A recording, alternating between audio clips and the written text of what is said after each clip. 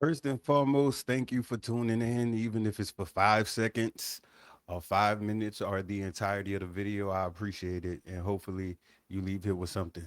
But getting right into it, attention is being farmed.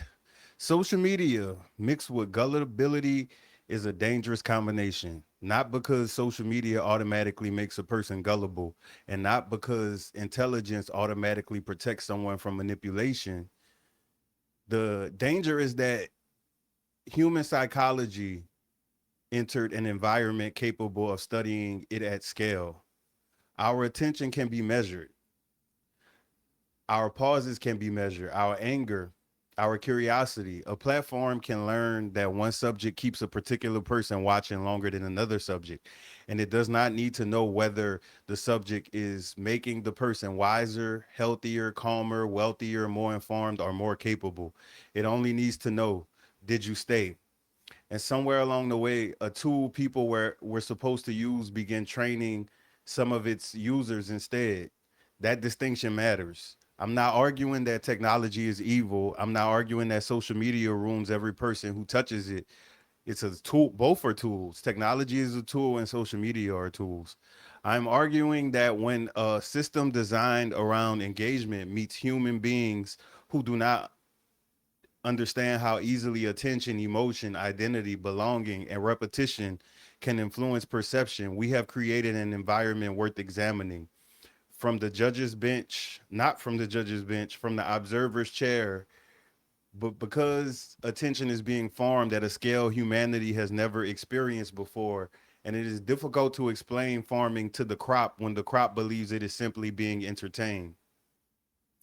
Chapter one, comfortable stories can be more important than accurate ones. People do not always seek the most accurate explanation available. Sometimes we seek the explanation that allows the least psychological renovation. That can involve status quo bias, confirmation bias, belief perseverance, and motivated reasoning. If accepting new information means admitting that a political figure disappointed us, a family tradition harmed us, an influencer misled us, a relationship was unhealthy, or we wasted several years believing something inaccurate, then the truth comes with an emotional invoice. Some people will rather dispute the invoice. Layered example. Imagine someone who has followed a financial influencer for 4 years. They have repeated their advice, defended them online, recommended them to relatives, and perhaps even made financial decisions because of them. Then credible evidence emerges showing that some of the influencer's claims were deceptive. This person is no longer evaluating only the evidence. They may also be unconsciously evaluating, what does this say about my judgment? What will the people I argue with think? Did I lose money because I believe this person? Have I been spreading misinformation myself? Rejecting the evidence can therefore feel psychologically cheaper than reconstructing the identity built around the belief. The argument appearing in the comment section may look factual. Underneath it may be an identity preservation operation. What helps? Create an identity that values updating more than being correct the first time. Instead of asking, can I prove my position? Ask, what evidence would cause me to change my position? If the answer is nothing, you are no longer investigating. You are protecting a conclusion. Intellectual strength is not never being wrong, it is being able to survive discovering that you were wrong. Chapter two, social pressure can make independent thinkers perform. There is another side effect. People who think critically can become exhausted when surrounded by environments where agreement is rewarded more heavily than curiosity.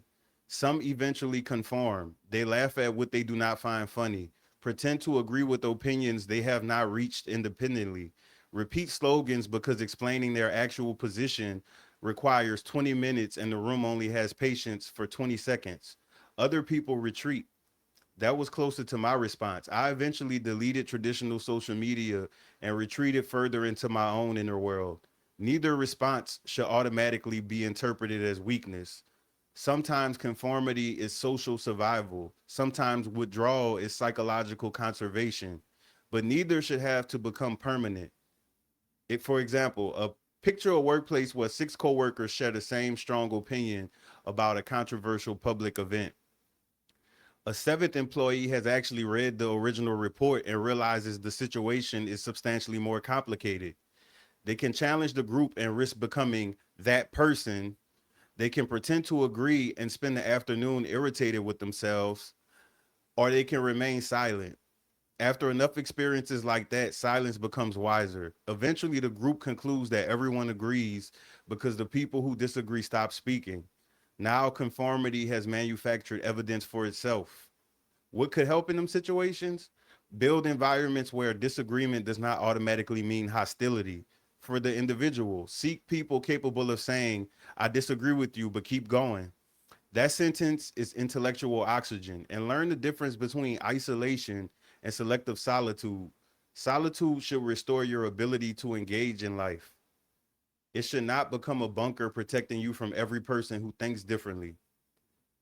Chapter 3. Information consumption can become a substitute for progress. I do not know what's wrong with my slides, but anyway. Many people consume enormous amounts of information that moves no needle in their actual lives. That does not mean leisure is useless. Rest is productive when rest is what the body or mind needs. Entertainment has value, laughter has value, nonsense has value. The problem begins when chosen recreation becomes automatic consumption, and automatic consumption starts displacing the things a person claims to care about. In 2024, Americans age 15 and older averaged about 5.7 hours of leisure and sports activity per day. Television accounted for about 2.5 hours, compared with roughly a half an hour socializing and communicating and 0.28 hours of reading, which is like point. Those numbers do not tell us which leisure is good or bad, but they illustrate how large the daily opportunity pool actually is. 2 hours per day devoted to something equals 730 hours in a year, more than 30 complete 24-hour days. That does not make 2 hours of entertainment immoral. It makes 2 hours expensive. For example, a person says for 5 years that they want to learn Spanish. They genuinely believe they do not have time. Yet they routinely spend 2 hours each evening cycling among short videos, celebrity discussions, arguments, and recommendation feeds. Each individual session feels insignificant. 20 minutes here, 30 minutes there, another 45 minutes while lying in bed. Nothing feels like a major life decision. That is precisely how a major life decision can occur without ever feeling like one. 5 years later, the person still wants to speak Spanish, but they may have invested thousands of hours becoming extraordinarily knowledgeable about strangers. What helps? Conduct an attention audit, not merely a screen time audit. Ask of recurring consumption. What did this give me? Possible answers include joy, connection, skill, rest, useful information, inspiration, nothing, irritation, comparison, anxiety. You do not need to eliminate entertainment. You need to recognize when entertainment has stopped being recreational and became anesthetic to numb you. The algorithm can turn one street into the entire city. Chapter 4. Recommendation systems learn from behavior. That is convenient when I want another cooking tutorial. It becomes more complicated when repeated recommendations begin shaping my understanding of human beings. The algorithm can become like boarding a streetcar on Canal Street and eventually forgetting that New Orleans contains roads where that streetcar does not travel. You are seeing something real, but you're not seeing everything that is real. That distinction is crucial. Someone can watch hundreds of videos about terrible dating experiences and begin believing healthy relationships don't exist. Someone can watch hundreds of videos about crime and begin perceiving danger everywhere. Someone can watch hundreds of political clips and conclude that nearly every person outside of their ideology is irrational. The feed is like a census. It is not It is a the feed feels like a census. It is not. It is a personalized stream. For example, someone watches 3 videos about terrible landlords. The platform learns that this subject keeps them engaged. Soon they receive eviction stories, mold stories, deposit disputes, predatory landlords, and housing horror stories. Months later, they may sincerely believe that nearly every landlord behaves this way. They have hundreds of examples. What they do not have is a randomized sample of landlords. Their evidence is abundant, but methodologically terrible. What helps? Practice deliberate informational trespassing. Leave your normal feed. Search for primary documents, long form reporting, academic research, credible disagreement, people outside your demographic, outside your profession, outside your political assumptions, outside your country, and regularly ask, would I believe the world worked this way if this app disappeared tomorrow? And impressionability does not have an age limit. Chapter 5. And I had it up a second ago. There we go. Society often discusses impressionability as though it expires after adolescence. It does not. Adults join cults, fall for scams, participate in financial bubbles, become radicalized, buy products because someone attractive recommended them, change political positions because respected peers did. Adults become convinced that a stranger on the internet understands their marriage better than the person sleeping beside them. Education may reduce vulnerability to certain forms of manipulation. Age may reduce some forms. Experience may reduce others. None creates universal immunity. For example, a 52-year-old watches a charismatic relationship commentator. The creator repeatedly describes disagreement as disrespect and compromise as weakness. The viewer begins applying that philosophy to a 20-year marriage. Ordinary disagreements are reclassified as red flags. Compromise becomes compromise becomes betraying yourself. Friends reinforce it because they consume similar content. Digital philosophy designed for audience retention has now entered a real household where consequences are considerably more complicated. What helps? Ask 3 questions before allowing internet advice to enter real life. What are this person's qualifications? What incentives shape what they're telling me? What consequences will they experience if their advice destroys my situation? Usually, the answer to the third question is none. That alone should slow you down. Chapter 6, transparency can become performance instead of problem solving. The glorification of transparency has produced something strange. A problem occurs. Instead of asking, how do I solve this? The first instinct can become, how do I post this?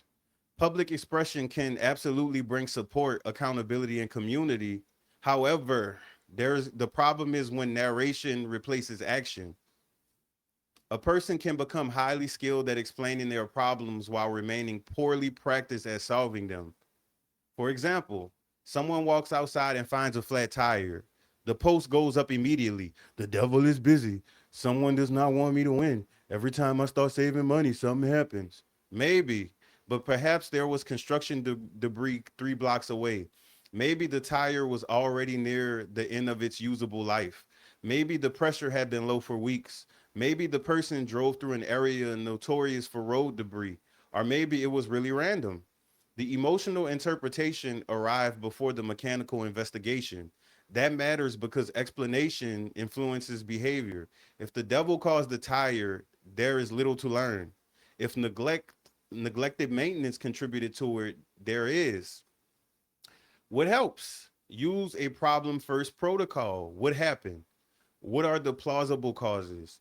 Which causes are supported by evidence? What portion was controllable? What can reduce the probability of recurrence? After that, if you still want to post about it, post it.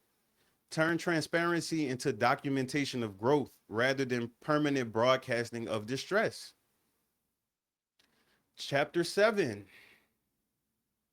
external locus of control can hide preventable problems. Some events truly are outside human control: weather, debris, illness, Economic shocks, other people's choices, bad luck exists, structural disadvantage exists, exploitation exists. But when every difficulty is attributed externally, a person loses access to the portion they can influence. That is the danger of an extreme external locus of control. Consider vehicle maintenance. Machines contain components that deteriorate, oil degrades, tires wear, belts age, fluids become contaminated, batteries fail. Preventative maintenance does not guarantee that a vehicle will never break. It changes probabilities. For example, two people have the same model vehicle. Both eventually experience mechanical trouble. One changes the oil on schedule, checks fluids, addresses warning lights, and maintains tires. The other drives with warning lights illuminated for 6 months and repeatedly postpones service. Both cars break, but describing both situations as equally bad luck removes useful information. That same reasoning applies to finances, health habits, relationships, careers, and homes. Not everything is controllable, but almost nothing improves when the controllable portion is ignored. I have to repeat that one more time because that's super important to literally every aspect of human. But almost nothing improves when the controllable portion is ignored. And you can look on the internet now and see so many complaints where the controllable portion is ignored. What helps? Separate problems into three categories: control, things I can directly change; influence, things I can affect but not command; acceptance, things currently outside both. Spend the greatest amount of energy in the first category. That is not victim blaming, it is preserving agency. Exploitation belongs to the exploiter. Responsibility for recovery can still eventually belong to the person who survived it. Both ideas can exist simultaneously. Chapter 8: Tribal thinking has been given a digital power up. Humans formed tribes long before Wi Fi. Social media did not invent tribal thinking, it gave tribal thinking jet fuel.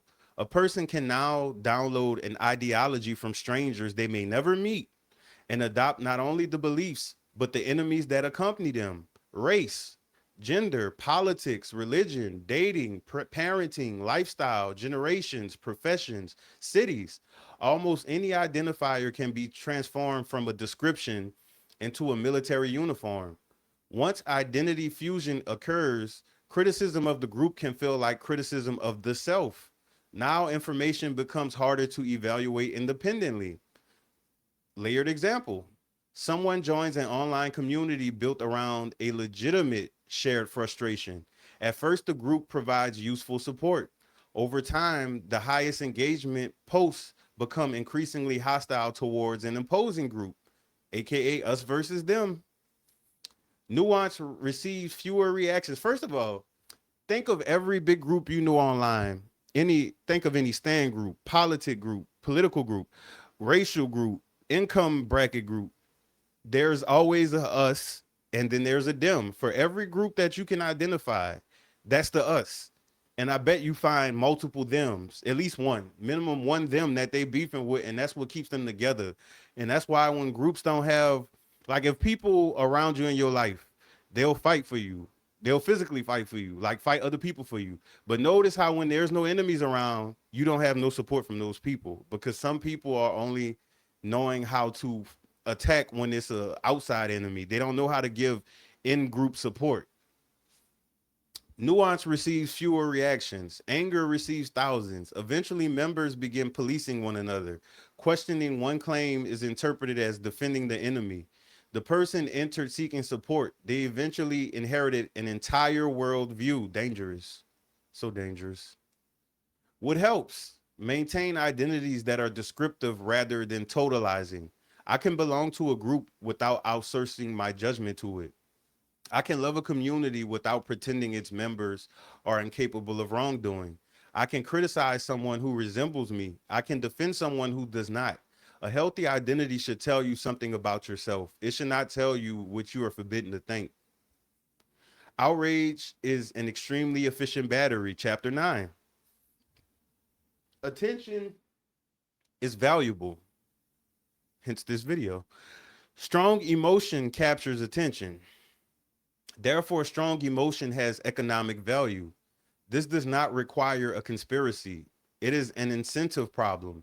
Content that makes someone furious enough to watch, comment, respond, share, quote posts, argue, and return tomorrow can become extremely valuable. The person believes they are fighting the content.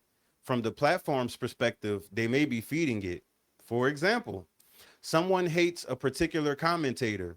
They watch every video criticizing that commentator. I do that sometimes too, but I try not to spend too much time. I literally limit it. If you see me watching content reaction channels, I am using the restroom. I'm doing something. I'm cooking. I'm doing something mundane where I have the extra leeway to play around with something outside. But I will never spend my actual free time doing that ever, ever, ever, ever. Probably 90% of my YouTube listening or watching time is me doing stuff where I don't even see the screen.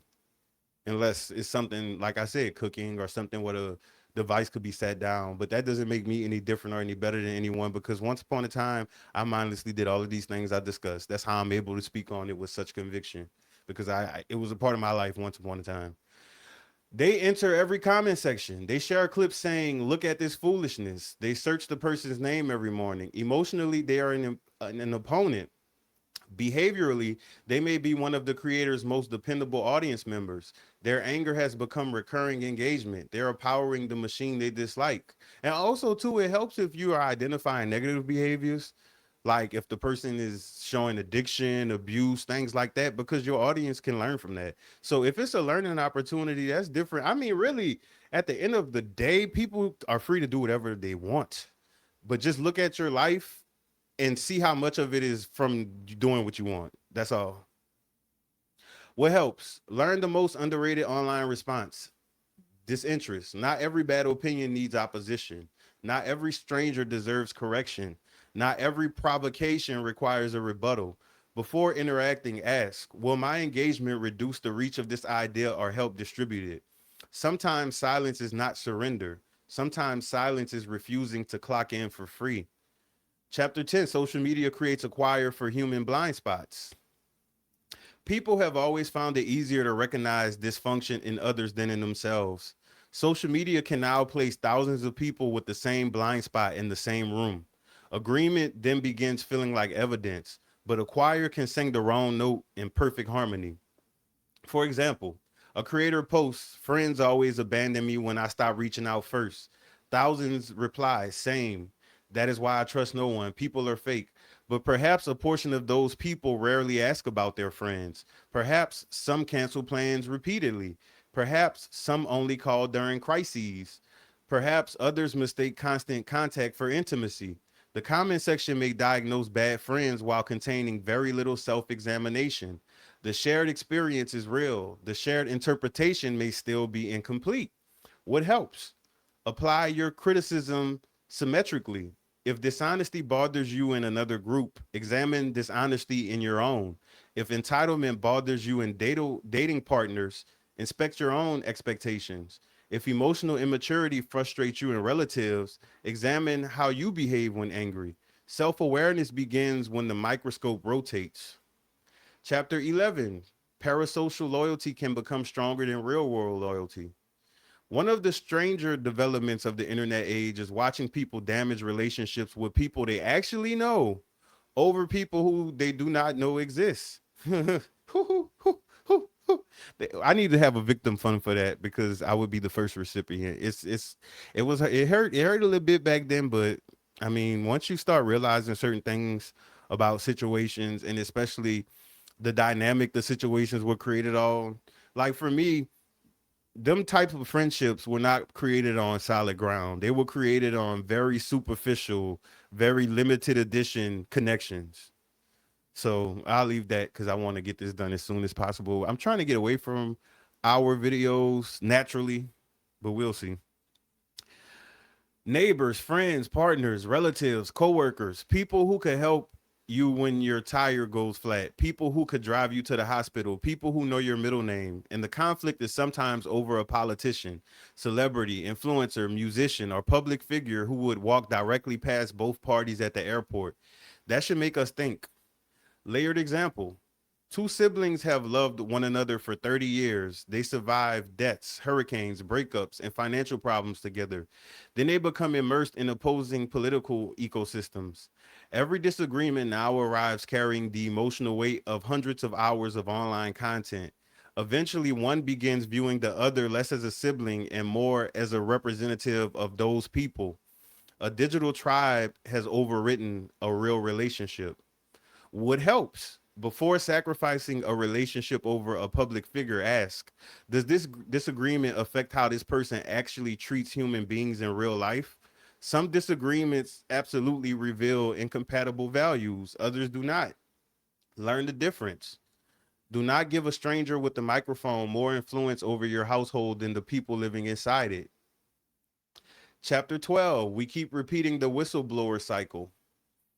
History is filled with warnings that were ignored until the disaster made the warning obvious. Institutional failures, financial scandals, abuse, engineering failures, public health failures, corporate misconduct. The pattern is uncomfortable. Someone notices something, they speak. The warning threatens an existing system. The messenger becomes inconvenient. Then the event occurs. Years later, documentaries ask, how did no one see this coming? Someone often did. Layered example.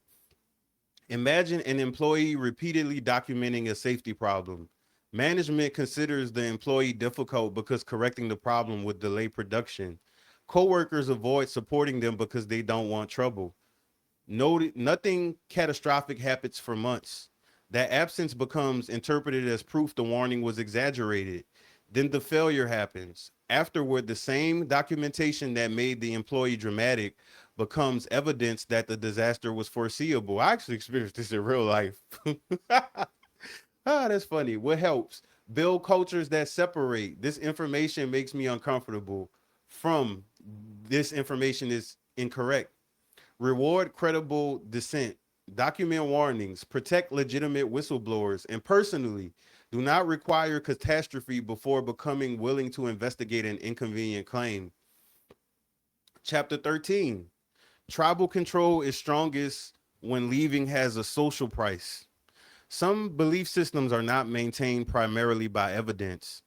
They are maintained by consequences. Family rejection, workplace exclusion, religious shame, loss of community, loss of housing, loss of financial assistance, loss of identity. People sometimes ask, why don't they just leave? Because sometimes leaving an idea means losing an entire ecosystem. Layered example. Imagine someone raised in a highly rigid religious household. They begin questioning a human leader, not the religion itself. We see this in comments all of the time, but the behavior of a particular leader. The family interprets criticism of that person as criticism of God. Woo! Not a person must choose between intellectual honesty and belonging. That is no longer merely a theological debate. That is attachment, family structure, identity, housing, culture, and emotional security wrapped into one decision. What helps? Create exit ramps. People leave unhealthy systems more easily when another community exists. That means secular community organizations, healthy religious communities, professional networks, hobby groups, libraries, volunteering, classes, mentorship, support groups, civic organizations. If you want people to escape unhealthy tribes, giving them somewhere healthy to land can be more effective. And speaking of that, I'll just get to it now before the video ends. This is an example. Let me make it bigger. The Louisiana Fair Housing, they have events all of the time throughout Louisiana. This particular event is in New Orleans. Why is this showing me something old? This is old. This is the old one. There's another one coming up on September 15th, and they're going to have all types of vendors, community activists, landlords, tenants, and things like that. There's lots of these going around in many cities. in America. You won't hear about them because it's not popular to discuss them at all. Like, I used to look on the social media pages of a lot of locally famous people, and they never mention any of these things. So, unless the ones in your city care a little bit more about the people and not just lining their pockets up, then they probably don't either. But it's not that they don't care, they just not aware of it. People don't have interest in things like this. A lot of adults I see are still into fun. Everything needs to be fun. Like nothing is able to not be fun, otherwise they have no interest in it.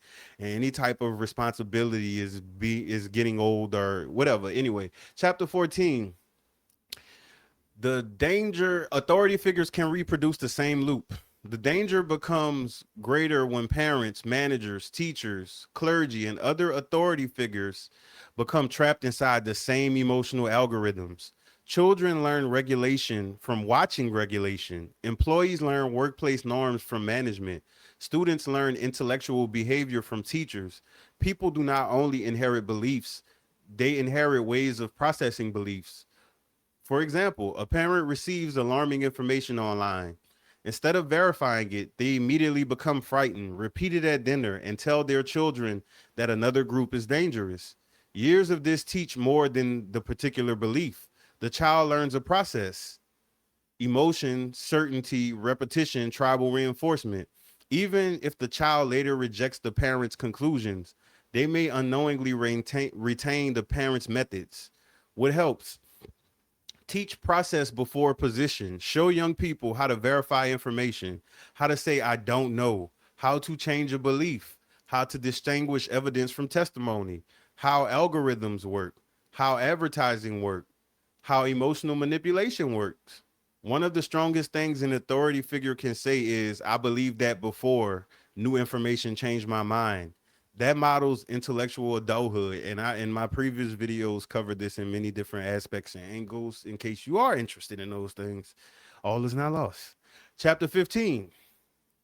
Complaining about relationships is not the same as studying relationships. Online discussions about friendships, family, and dating often focus heavily on what others are doing wrong. Sometimes the complaints are completely justified. There are abusive partners, exploitive friends, neglectful relatives, manipulative people, but there is another category: people describing dysfunctional relationships without examining the role they themselves repeatedly play in creating them. For example, someone says people never communicate anymore, but when conflict occurs, they disappear for 3 days. They say no one puts effort into friendship, but they decline most invitations. They say dating is impossible, but their criteria eliminate nearly every available person while requiring flexibility from anyone dating them. The problem may still include other people, it simply may not be located entirely outside the speaker. What helps? After every repeated interpersonal pattern, ask, what is the recurring variable? If the same conflict follows you through 5 unrelated groups of people, investigation becomes reasonable. Not self blame, investigation. There is tremendous freedom in discovering that part of a problem belongs to you, because that is usually the portion that you can change, because only you can prevent forest fires. Chapter 16. The cure for digital dependency may eventually become another product. Future prediction loading. Here is where this becomes especially interesting. When enough people become exhausted by a system, an industry often emerges to sell relief from the system. We may see more digital detox retreats, phone free clubs, premium third spaces, connection memberships, dating experiences, financial literacy conferences, investment. And keep in mind, I have a whole section of free financial literacy information, and any comments under those videos requesting more videos will be answered, because this is not a game. This is your life. Like, regardless of your interest in financial literacy or not, unless you have somebody living in your house forever that is a financial literacy genius, or that is skilled at using research tools to get the answer to financial questions, baby, this is not the society to be financially illiterate in. There are so many things being exploited. Some of them are full blown scams, but a lot of it is just exploitations because they delivering what they promising, but the terms and conditions are not friendly to your pockets at all. So please, anyone that can hear this, first of all, thank you for listening to this, but scream it like the people on the movies when they saying the sky is falling to everyone you know, especially people who big spenders or want to be big spenders, baby. Like a lot of people don't realize you want to be a millionaire. A lot of people don't tell you there's a lot of people y'all know that have touched millions of dollars. They may not have had millions of dollars at one single time, but if they look at their social security lifetime earnings, they made millions and they never see any of it because of the fact that financial literacy is being exploited, that people don't know it. And a lot of things that are normalized are not normal for people to want to buy and purchase, and it's money pits. Anyway, investment communities, find your tribe events, purpose retreats. Some will be excellent. Some will recognize vulnerability as a market. We could eventually reach the strange point where people pay substantial money to recover experiences that were once ordinary. Conversations, silence, community, walking, meeting strangers, learning together, being bored. For example, a lonely person sees an advertisement. Reconnect with humanity, 3-day transformational retreat, $2,500. Maybe the retreat is wonderful, but perhaps the same person has a library 10 minutes away offering free classes, a volunteer organization seeking help, a neighborhood association, recreational sports, museums, public lectures, and community events. And don't forget, with a lot of museums, with your local library card, many libraries have free access to museums in your area. The expensive solution may not be fraudulent. It may be simply monetizing a need that has cheaper paths. And that's what a lot of companies do. They monetize things that people either don't have the skill to, don't have the knowledge of, or fear of missing out. What helps? Before purchasing a solution to a human need, identify the actual need. If the need is connection, volunteering, community groups, classes, recreational leagues, faith communities, neighborhood organizations, knowledge, libraries, books, university lectures, documentaries, academic bases, reputable long form media, direction, mentorship, career centers, counseling, structured goal setting, professional associations, financial literacy, CFPB, FDIC Money Smart, reputable nonprofit counseling, books from credentialed experts, because there's literally financial literacy help for free that the government provides, that the internet provides, that all types of organizations provide. So, if you're paying for one, make sure that it's because you're supporting the person that's charging it. If you legit going there for financial information, bless your heart, please, bless your heart. The premium version may be eventually be worthwhile, but inspect the free road before buying the toll pass. And I only say bless your heart in the event that the person is exploiting people. 17, because if your heart is blessed, it won't be broken. Anyways, I just made that up. Wasted time is more complicated than screen time. Bad. This subject needs nuance. There is not a scientific equation saying X hours of social media equals X amount of unhappiness. Researchers continue to find variation based on the person, platform, activity, and reason for using it. For example, a 2025 study of 1,512 US adults ages 30 through 70 found that both social media time and frequency were associated with loneliness, but the relationship between time and loneliness was not linear. Some experimental evidence is encouraging. In one randomized study of 154 people, taking a 1 week break from Facebook, Instagram, Twitter, aka X, and TikTok produced improvements in measured well being, depression, and anxiety compared with continuing normal use. But intellectual honesty requires the other side too.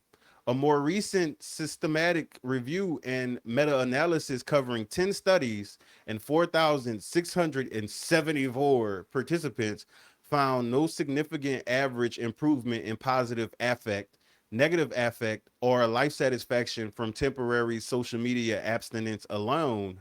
That suggests something important. The solution may not simply be delete the apps. For some people, it helps. For others, restructuring the relationship may matter more. A hammer is useful when you're building a house. It becomes a problem when you cannot stop swinging it. What helps? Replace unconscious use with purpose specific use. Open an app knowing why you opened it. Learn something, message someone, publish something, research something, laugh for 20 minutes, then leave. Get that bread, get that bed, then leave. I changed the word because it was too explicit. The goal is not technological purity. The goal is sovereignty, sovereignty over attention. Chapter 18. What people regret later should affect what we prioritize now. One of the most sobering areas of psychological research involves regret. Research going back decades has found a temporal pattern.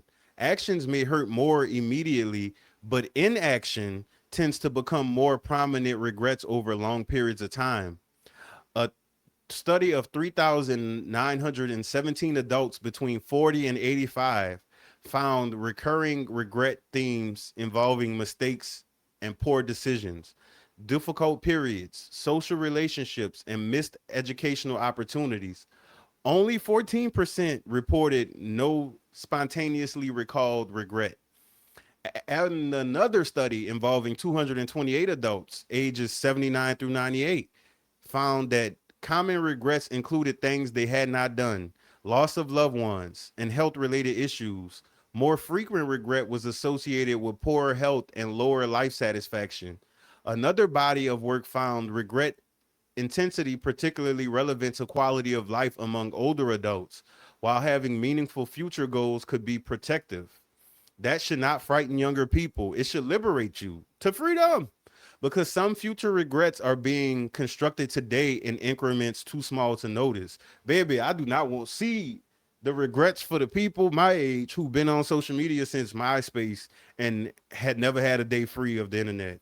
Maybe save a power outage or some type of natural disaster or something. But dude, baby, I feel for y'all because it's kind of like them video games or them movies where the heroes are hypnotized and the only way you can defeat them out of the being hypnotized is by battling with them, and I'm not about to do that at all. Someone repeatedly says, I'll travel later, I'll learn that later, I'll call them later, I'll take care of my body later, I'll go back to school later, I'll build community later.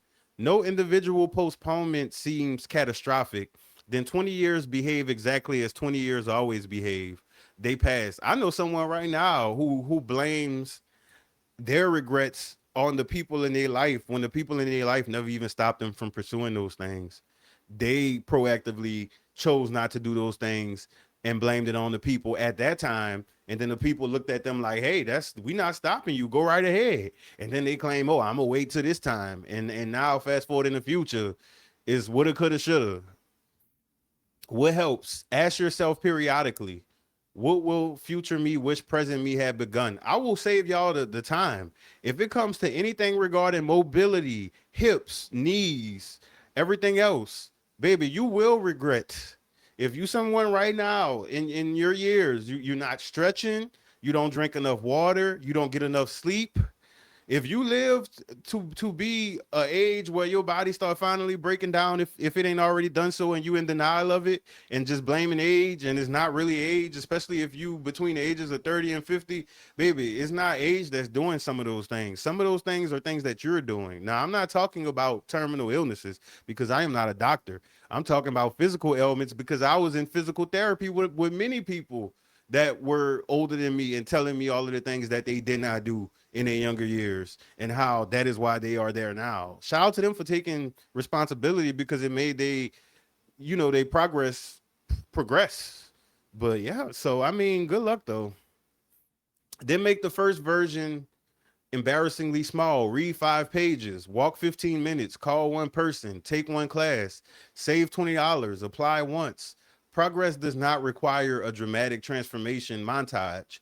Sometimes it begins quieter than a New Orleans street after the last streetcar passes. Not to mention, the reason I push financial literacy so much, it's not like it's going to immediately make you a genius, but it will help you to start viewing things differently. It will make you view the way money goes out differently. It will make you see the opportunities in things. You might be riding around the neighborhood and notice how the sale prices of these houses are low, but also the city have grants where you live at, or you can have state grants, and maybe you and people you know who can learn actual construction and get licenses, y'all can turn those houses into rental properties, not to gentrify or to try to milk people.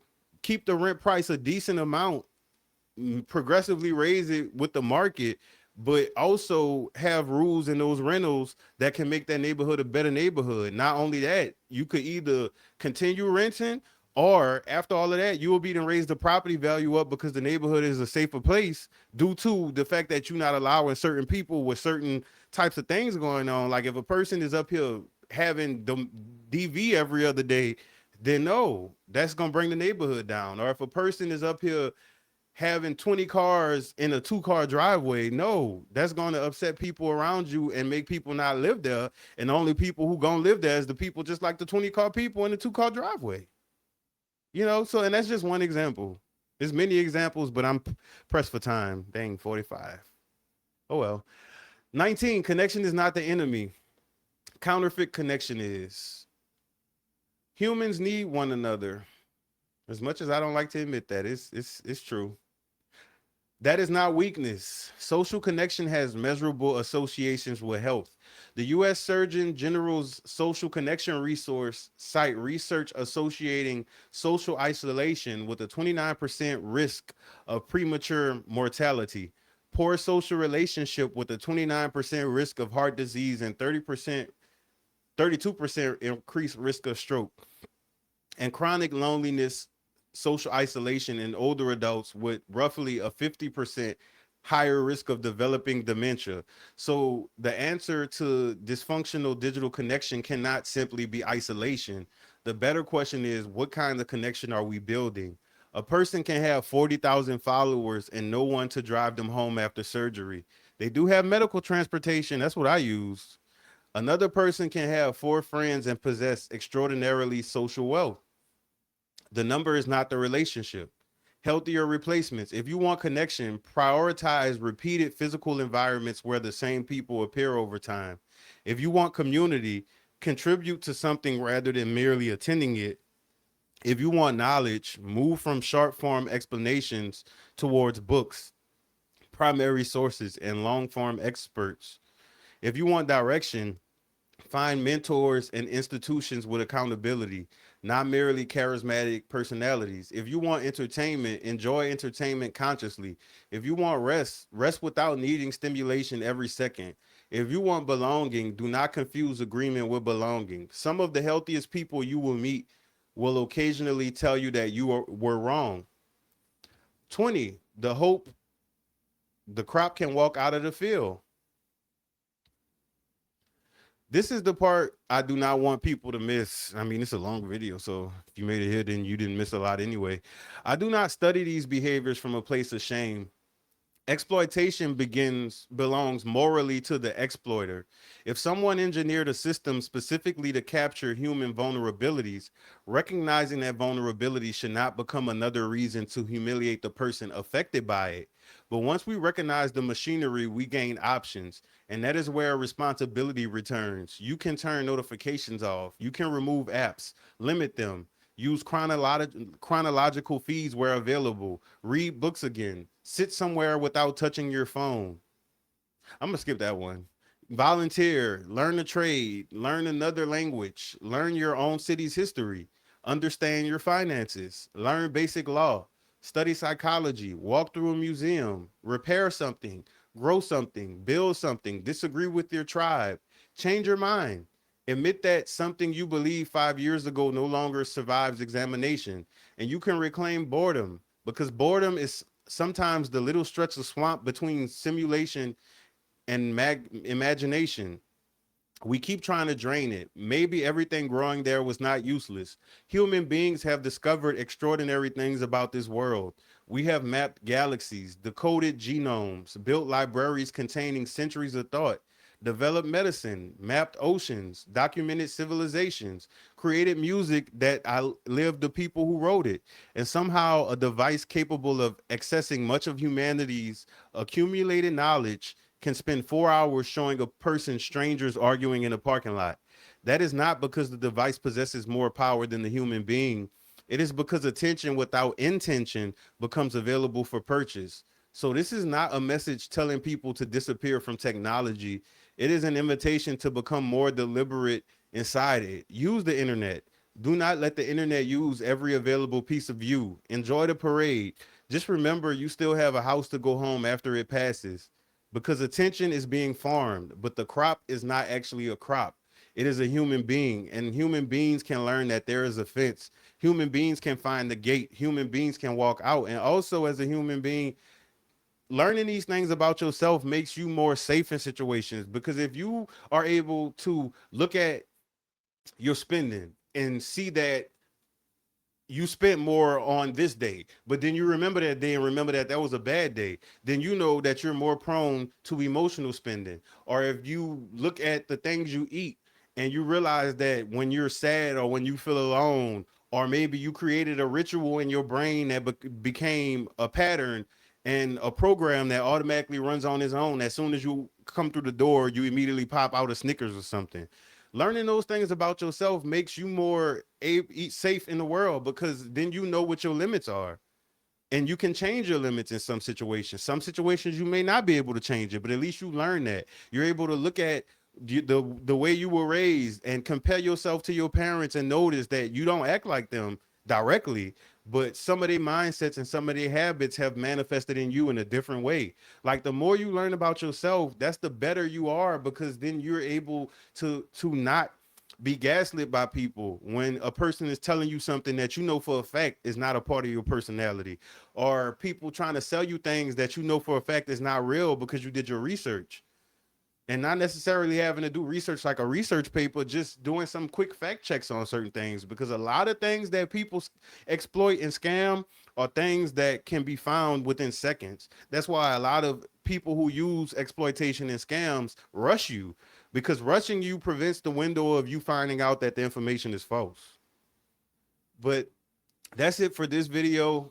Thank you again for watching. Shout out to the bots, because you cannot convince me that my subscriber count and some of those videos that popped up with inflated views are not bots, because it don't match my actual consistent interaction. And that is why I will never let social media responses, as far as those things, determine my drive. I just do, this is my giving back to the community digitally, like I've been doing in real life. Comment down below if you want me to tell you stories of things I've done in real life that most people won't believe. Have a great day. Thank you. Or a better day, or a better week, or a better month, or a better year. And there's no such thing as a bad year. You didn't have a bad year, because what is that? What is there to compare that to?